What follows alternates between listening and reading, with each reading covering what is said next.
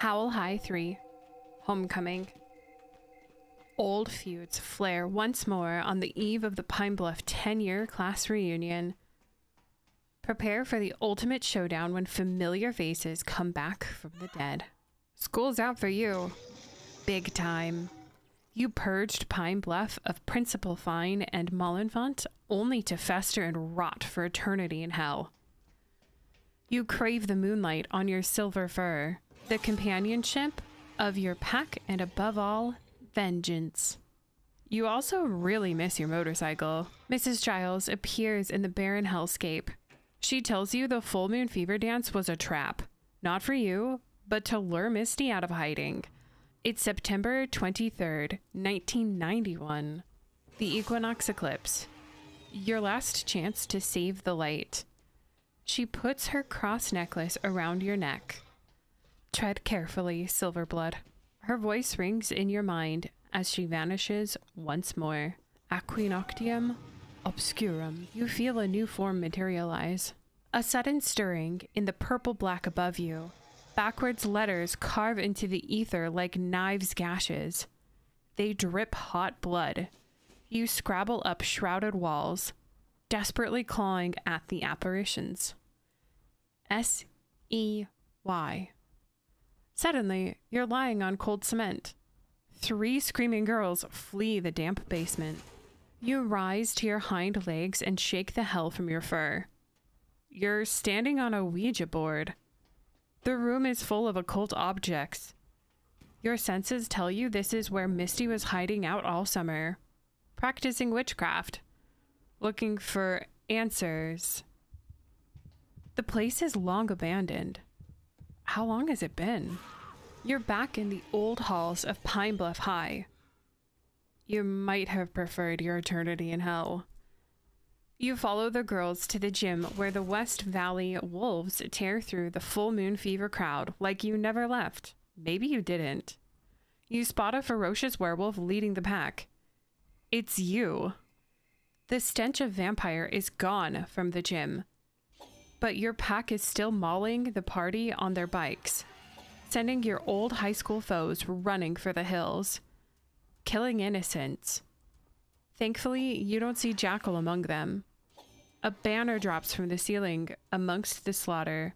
Howl High Homecoming Reunion, 1991. The wolves take off into the night. They howl at the full moon, popping wheelies as you track them to Molinfont Mansion. You get a glimpse of their new leather jackets as they disappear into the camp vamp. They're calling themselves Night Riders now. What the hell? Suddenly, her scent overcomes you. Misty. You bolt through the empty corridors deep into Molinfont's catacombs. An endless downward climb leads you to a churning puddle of liquid black. You find Misty floating in the sacrificial pool, freshly killed. You're enraged.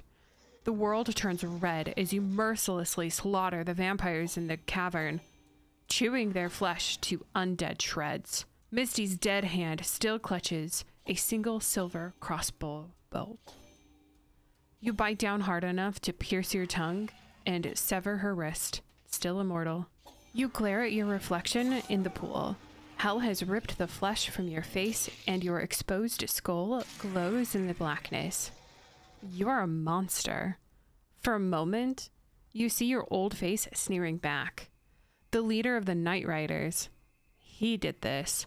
Your rage reignites, and the pool begins to churn and overflow. It takes a monster to kill a monster.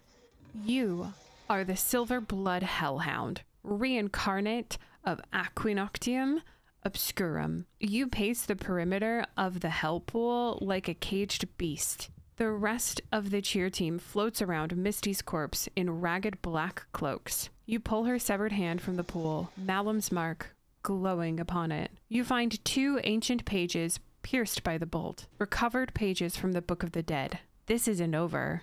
You take off on all 4s up the steep catacombs. The Night Riders are waiting for you.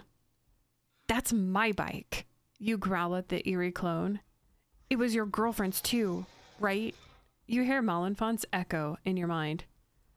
Don't worry, Kit took good care of them both while you were dead. Their new alpha Kit sneers with your own hollow face. Mullenfont's alive? It can't be. Your feral senses take in your surroundings. The stench of vampires radiates from the rafters where they hang like bats in a deep sleep. You smell Mullenfont closer. Kit catches your gaze on his jacket and smirks, pulling out a jar with Mullenfont's preserved head, cackling inside. The hell pool rumbles in the catacombs. All around you, ancient baths and sinks are overflowing with liquid black. You think of Principal Fine, and it suddenly makes sense. Mullenfont and his demon have been plotting this night for a decade. Misty was their final sacrifice. The eternal darkness is coming with or without the Book of the Dead. And your old pack turned to the dark. Animalistic rage overcomes you. You charge Kit with 10 years of compressed fury. He barely dodges your gnashing jaws. Surprised by your hell-bent speed, the wolves gather in a ritual circle around you.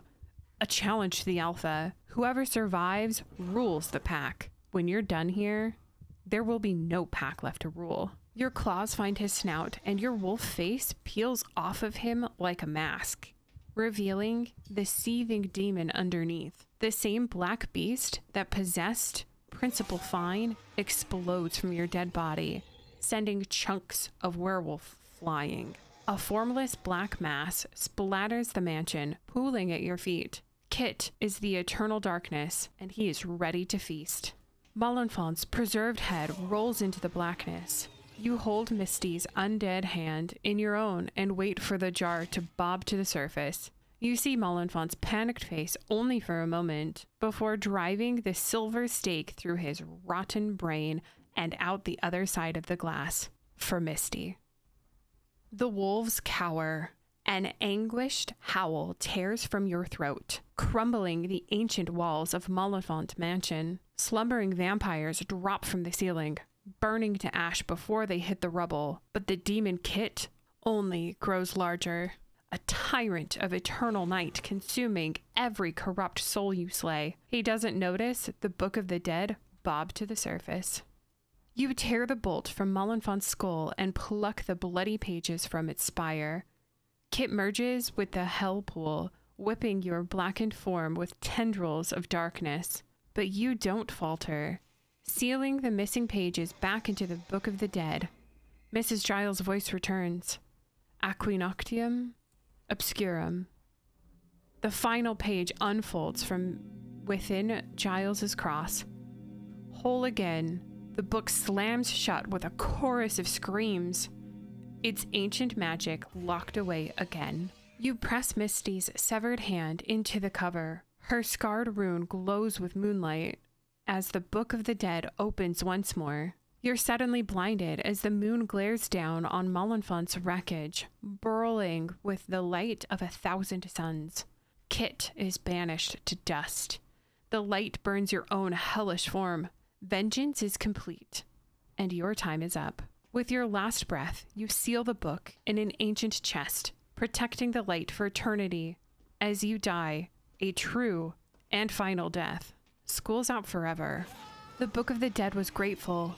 To the savior and eternal protector of the light, it showed mercy. You rest at last, somewhere between heaven and hell. You manifest only on the full moon equinox, when your power is boundless and omnipotent. You ride with the wolves on those nights when they call. Until then, you are the moonlight itself. Your only company, the mist.